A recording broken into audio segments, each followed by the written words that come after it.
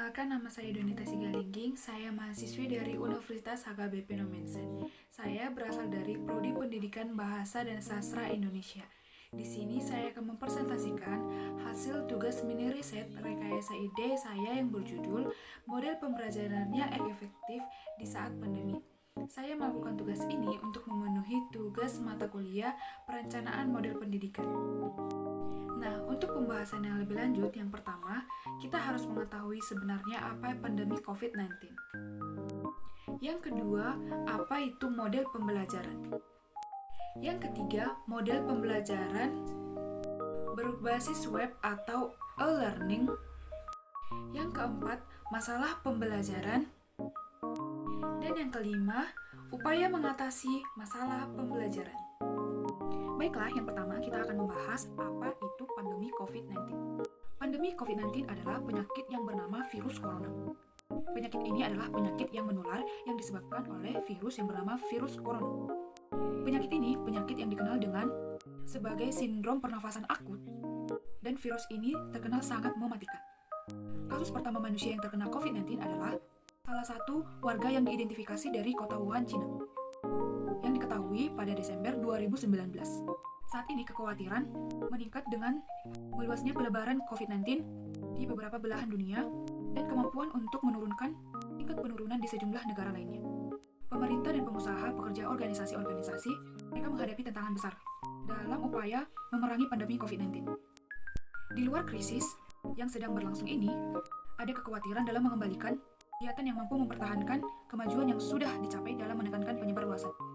Dengan adanya kebijakan pemerintah untuk belajar di rumah atau daring, maka peran yang biasa dilakukan oleh satuan pendidikan sekarang telah berganti fungsi di dalam satuan keluarga. Artinya, pada saat ini, rumah menjadi pusat kegiatan bagi semua anggota keluarga. Hal ini bisa berdampak positif dan bisa juga berdampak negatif. Akan tetapi, jika semua kegiatan hanya dilakukan di rumah saja, hal yang lain juga akan menimbulkan gangguan fisik yang disebabkan oleh faktor kejiwaan, dan tumpukan emosi dapat menimbulkan guncangan dari diri seseorang seperti kecemasan, stres, dan lingkungan sosial yang dapat mempengaruhi pengaruh atau pemikiran negatif seperti halnya berita hoax dan lain sebagainya. Baiklah, selanjutnya kita akan membahas yang kedua, yaitu model pembelajaran.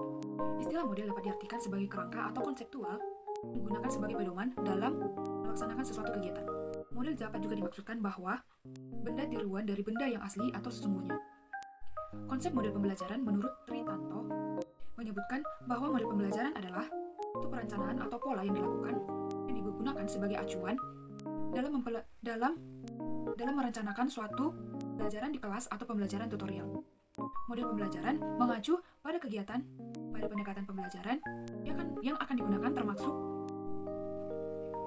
di dalam tujuan-tujuan pembelajaran, tahap-tahap dalam kegiatan pembelajaran, dan lingkungan pembelajaran dalam pengelolaan kelas. Metode pembelajaran yang lain adalah suatu cara yang dipergunakan untuk mencapai suatu tujuan yang telah ditetapkan. Dalam kegiatan belajar mengajar, metode diperlukan oleh guru agar penggunaannya bervariasi sesuai dengan yang ingin dicapai setelah pembelajaran berakhir.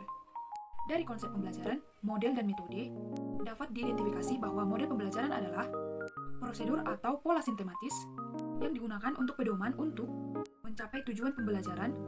Di dalamnya strategi, teknik, metode, dan bahan, media atau alat pembelajaran. Dan sedangkan metode pembelajaran adalah cara atau tahapan yang digunakan oleh interaksi antara peserta didik dan pendidik untuk mencapai tujuan pembelajaran yang ditetapkan sesuai dengan materi dan mekanisme metode pembelajaran tersebut. Baiklah, yang ketiga kita akan membahas model pembelajaran berbasis web atau e-learning.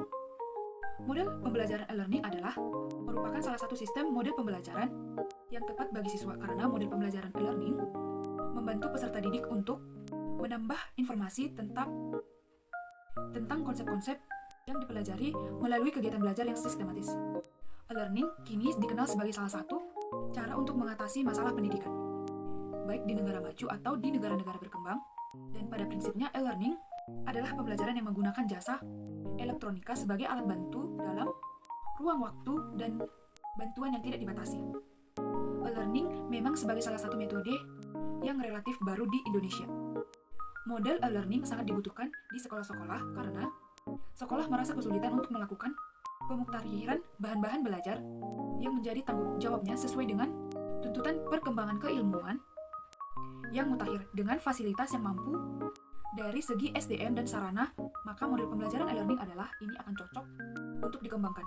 Samping itu pula, yang dirasakan jika adanya model e-learning ini adalah informasi yang dibutuhkan oleh peserta didik akan sulit untuk tersampaikan. Jadi, dengan model e-learning mampu memudahkan peserta didik dalam mengakses informasi-informasi yang dibutuhkan. Terutama dengan adanya masa pandemi COVID-19 pada saat ini, dengan adanya metode pembelajaran e-learning sangat membantu dan sangat berdampak positif untuk membantu siswa dan guru melakukan proses belajar mengajar. Dan metode pembelajaran e-learning ini sangat membantu untuk meningkatkan dan memeratakan dunia pendidikan di Indonesia. Baiklah, selanjutnya yang keempat, kita akan membahas tentang masalah pembelajaran. Saat ini masalah pembelajaran sangat mengkhawatirkan bagi peserta didik dan guru di Indonesia, terlebih dengan meluasnya penyebaran dan penularan virus corona atau COVID-19. Akibat dari bahayanya virus corona sangat berpengaruh dengan cepat untuk dunia pendidikan. Pendidikan yang dilakukan seharusnya tatap muka, sekarang dilakukan secara daring dari rumah. Hasil, prestasi belajar yang dilakukan menjadi menurun karena beberapa faktor. Salah satu faktor menurunnya prestasi yaitu hilangnya konsentrasi belajar, dikarenakan pembelajaran daring membuat siswa-siswi bosan. Atau terkadang siswa-siswi keasikan menggunakan ponsel mereka untuk bermain game. Faktor inilah yang membuat siswa malas untuk belajar, yang mengakibatkan kegiatan pembelajaran tidak efektif dan kegiatan pembelajaran dilakukan tidak sesuai dengan tatap muka. Baiklah, yang kelima, kita akan membahas tentang upaya mengatasi masalah belajar. Upaya yang dapat dilakukan untuk mengatasi atau memecahkan masalah pembelajaran agar belajar menjadi efektif dan dapat meningkatkan prestasi belajar. Hal yang dapat dilakukan atau digunakan antara lain sebagai berikut. Yang pertama, memanfaatkan teknologi dengan baik. Pembelajaran yang dilakukan secara daring atau e-learning bukan hanya guru saja yang mendeskripsikan tugas, akan tetapi siswa atau mahasiswa dapat melakukan atau menjelaskan dan mendeskripsikan materi pembelajaran. Atau dengan cara lain, dengan teknologi, guru dapat melakukan pembelajaran yang menarik seperti membuat materi pembelajaran dengan membahas video, animasi, atau menggunakan beberapa cara dengan menggunakan metode game atau menggunakan metode kuis. Hal ini tentu membangkitkan semangat belajar para siswa sehingga materi yang akan disampaikan oleh guru dapat diterima dan dipahami oleh siswa-siswi tersebut. Yang kedua, dengan cara fleksibel. Pembelajaran yang efektif yaitu salah satu metode pembelajaran yang fleksibel. Pembelajaran yang dapat dilakukan dengan sesuai jadwal, atau jika pembelajaran secara daring dilakukan dengan mengulur-ngulur waktu, tentu membuat semangat belajar para siswa-siswi akan menurun. Mengatur pembelajaran atau mengatur waktu dalam pembelajaran juga sangat penting agar pembelajaran berjalan dengan baik. Pembelajaran daring dapat dilakukan kapan saja, namun harus memperhatikan waktu yang baik untuk belajar agar dapat dilakukan saat pembelajaran berjalan. Waktu yang baik untuk belajar agar di saat pembelajaran siswa atau siswi masih memiliki semangat untuk belajar. Yang ketiga yaitu komunikasi yang baik. Kemajuan teknologi tentu dapat dimanfaatkan dengan baik dalam proses pembelajaran agar pembelajaran menjadi efektif dan diperlukan komunikasi yang baik. Guru dapat memanfaatkan aplikasi e-learning yang dapat dimengerti semua siswa dan dapat dipergunakan dengan baik, sehingga pada saat proses pembelajaran sedang berlangsung, interaksi yang dilakukan dan komunikasi yang dilakukan dapat berjalan dengan baik, sehingga guru dapat mentransfer ilmu yang dia ketahui kepada siswa dengan baik dan benar.